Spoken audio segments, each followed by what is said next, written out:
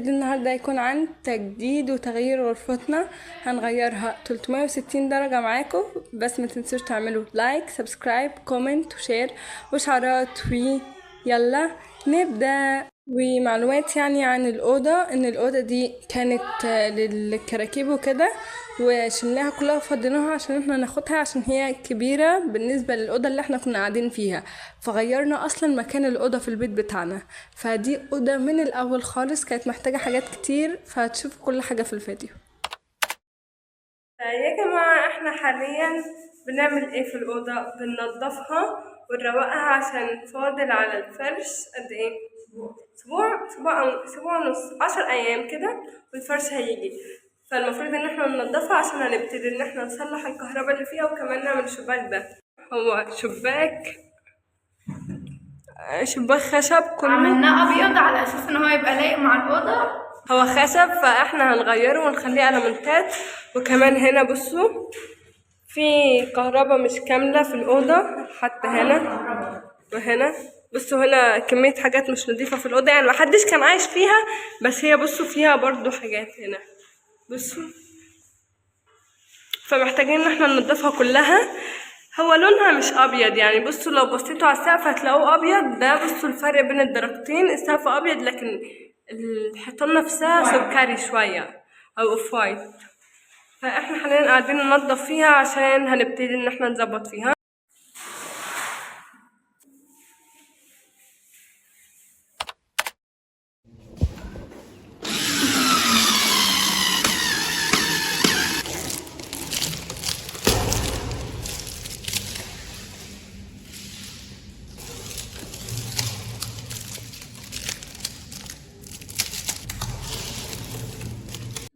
شكله يا جماعة بجد تحفة وأحلى من القديم بمراحل. فيا جماعة هنا كنا رايحين نجيب الكهرباء والدلايات وحاجات اللي بنحطها في السقف من فوق، وكان الجو حر جدا فكنت طايقة نفسي، وده كان شكلي، وده الطريق عادي جدا.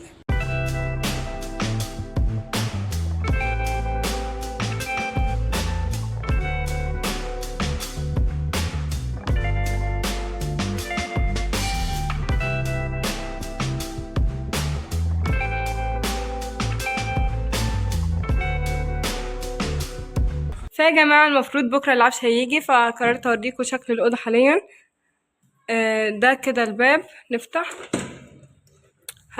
هنلاقي طرقة، وطبعا الكهرباء لسه ما كملتش. عندنا هنا كهرباء، وعندنا الشكل النهائي بتاع الأوضة. يعني احنا عندنا حيطة 2 3 4، هنلف كده هنيجي عند الحيطة اللي عند الباب دي كده هنلاقيها جليتر، ولونها كمان تركوازي. جليتر I love you color. المهم ان احنا النهارده جبنا الكهرباء وجبنا الاضاءات وجبنا حاجات جبنا كمان الحاجات اللي هي بتبقى دي طبعا ده كله مش اوضتنا لوحدها، في اوض تانية، فجبنا كتير يعني.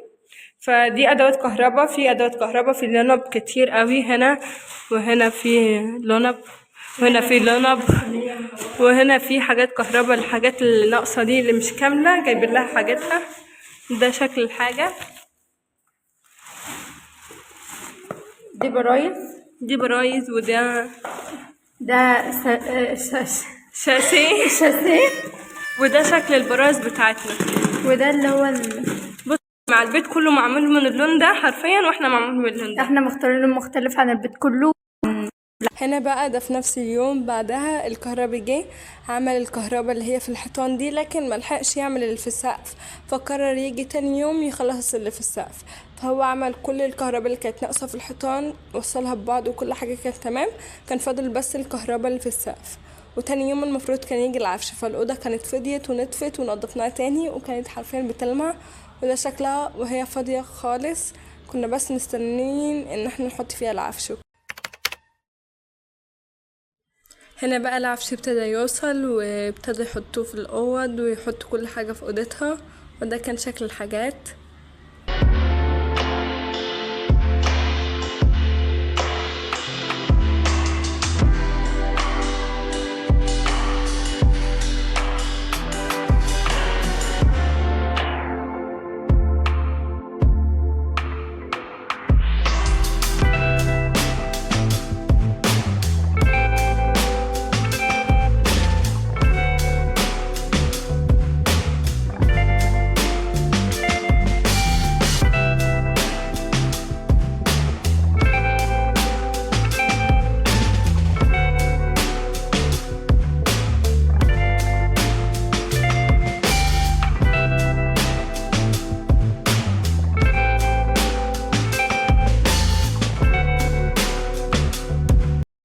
هنا بقى ده شكل الأوضة بعد ما اتركبت والناس مشي وكل حاجة، وابتدينا نجيب المنظفات عشان ننظف. منظفات جبناها عشان ننضفهم، علشان نبتدي ان احنا نحط حاجاتنا فيها. ده المفروض ننضف مطبخ، بس ماما جايباه عشان الازاز ازاي مش عارفة، والمشكلة ان هي جايبة منه 2 يعني مش واحد بس. كان عرض عشان كده. وهنا برضو عرض. وده برضو منظف الاتنين منظفات يعني هنقعد ننضف بيهم، وجبنا كمان علشان ننضف بيها برضو. المفروض دلوقتي نبدأ ننضف عشان في حاجة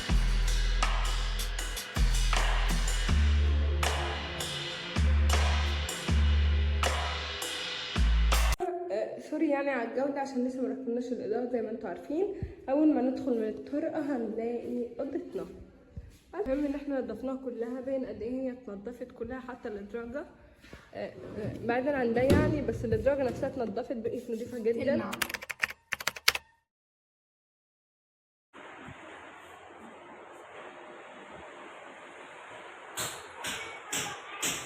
النهارده يوم الثلاث، والاوضه الاساس كان جاي يوم الجمعه، فاقول لكم اللي حصل يعني.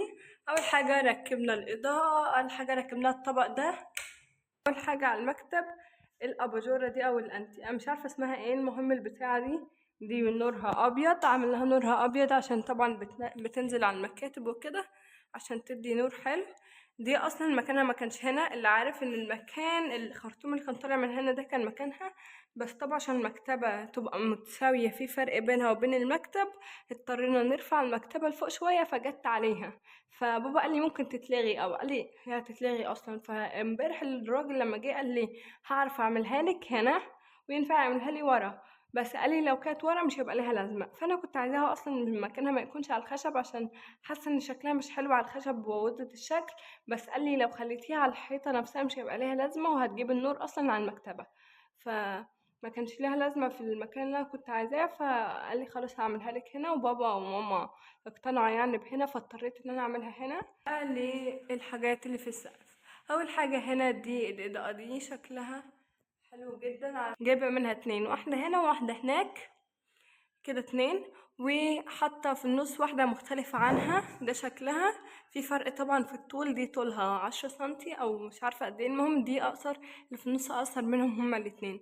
الاضاءه الاصليه اللي كنا حاطينها في دماغنا وكنا مشتريين على اساسها اللمبه، هي اللي على الجنب دي واللي على الجنب التانية اللي هما شبه بعض هيكونوا صفر، واللي في النص هتكون بيضة. بس لما ركبناهم وكده لقيت اللي في النص بيضة ضوءها مش حلو يعني، الاتنين الصفر مضيين عليها، فنور الأوضة ما كانش حلو خالص، ما كانش عاجبني. كنت حاساه أصفر أكتر من أبيض، وأنا من النوع اللي بيحب الأبيض أكتر.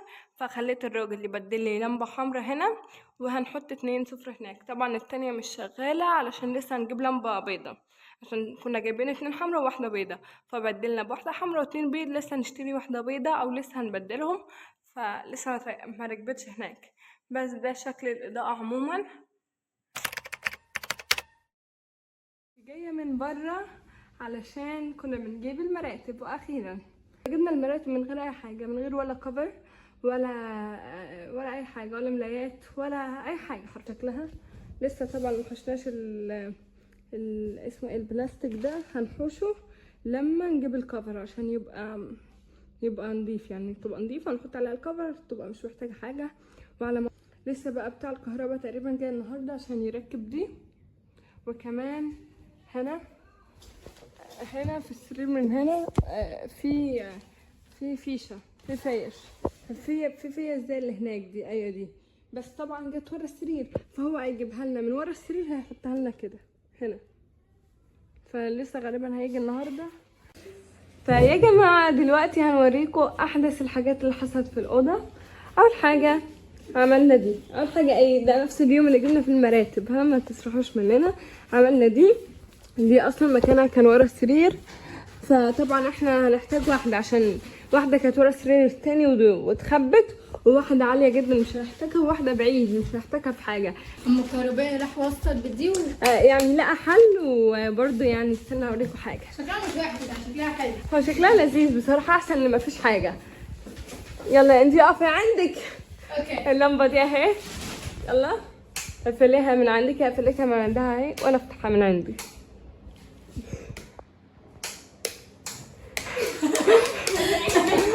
not too far. فالمهم دلوقتي المفروض ان احنا نبتدي نرتب حاجاتنا عشان خلاص مش هنعمل حاجه تاني.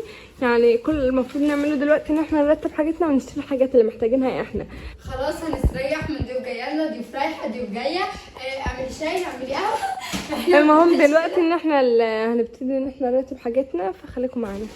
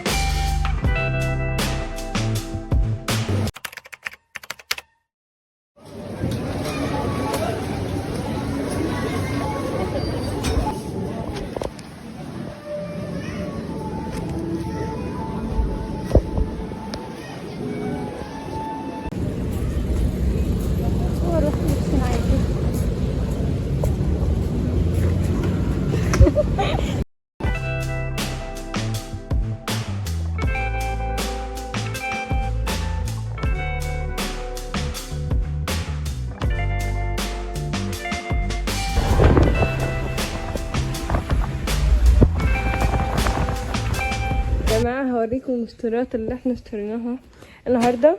اول حاجة المخدات كلها اشتريناها من كارفور. اول حاجة اشترينا المخدة الكبيرة دي نوعها يانسن، دي مش جايبينها لينا اصلا، دي جايبينها لبابا وماما. وجبنا كمان المخدتين دول بتوعي انا وانجي، والواحدة 800 جرام 600 جرام ثانية، دي الواحدة 600 جرام، فجبنا 2 600 جرام وجبنا 2 800 جرام، يعني دي اكبر من دي ب 200 جرام. وكمان بابا وماما جابوا 2 ليهم يعني من نفس النوع. واشترينا الحاجتين دول. استنى اجيب الستاند واحطه هنا عشان افتحهم معاكم ونشوفهم هما ايه اصلا. دول 2 دول كفرات ووتر بروف. المهم يعني ان واحد لأوضة بابا وماما وواحد لينا. بقى بتاعنا احنا جبنا واحد بس علشان مش محتاجين للسرين. احنا جبنا واحد كفر للمرتبه ووتر بروف علشان اخواتي صغيرين لو جم يناموا معانا وكده يبقى في سرير محطوط عليه الكفر ده ويقدروا يناموا عليه براحتهم يعني وكده، عشان اخواتي بيبي ولسه في حضانه فعادي يعني.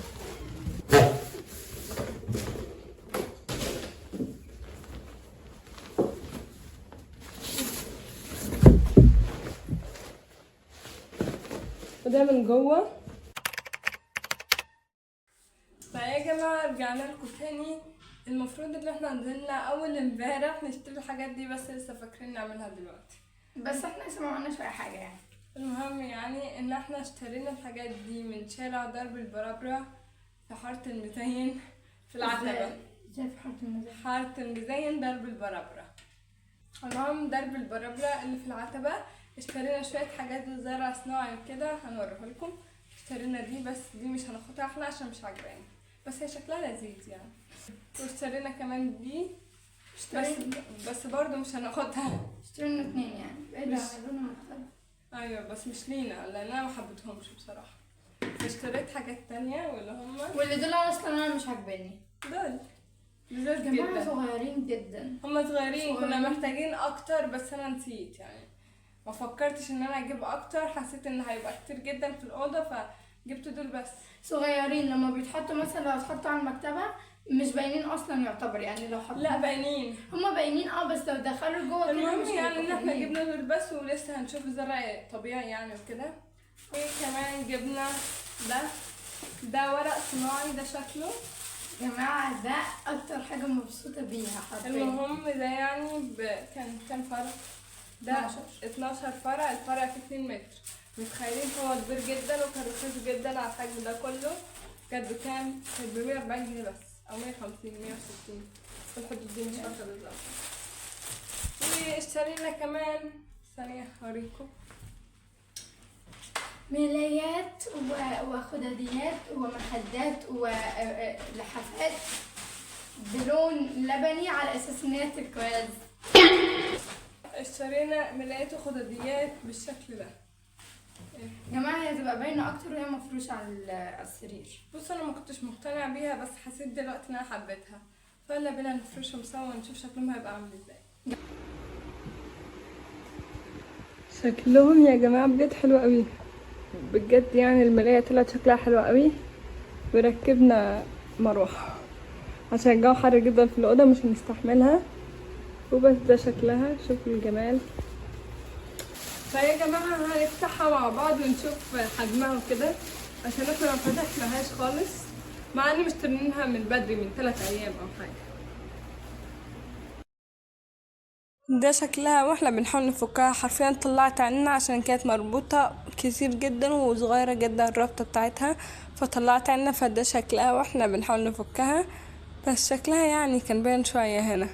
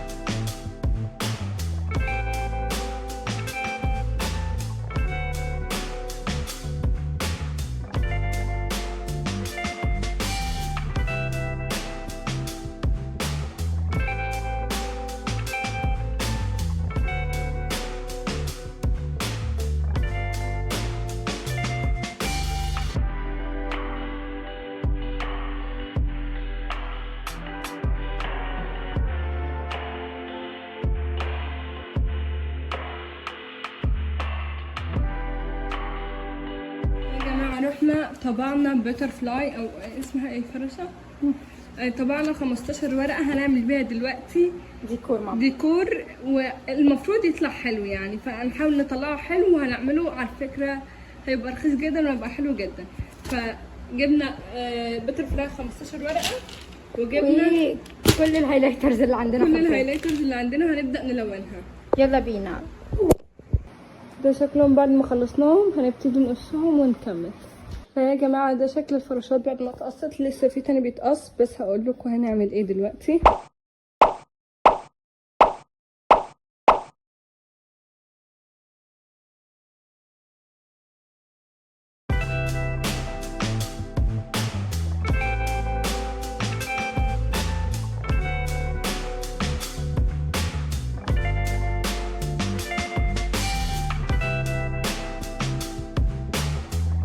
ويا جماعة ده شكلها النهائي، شكلها تحفة تحفة تحفة.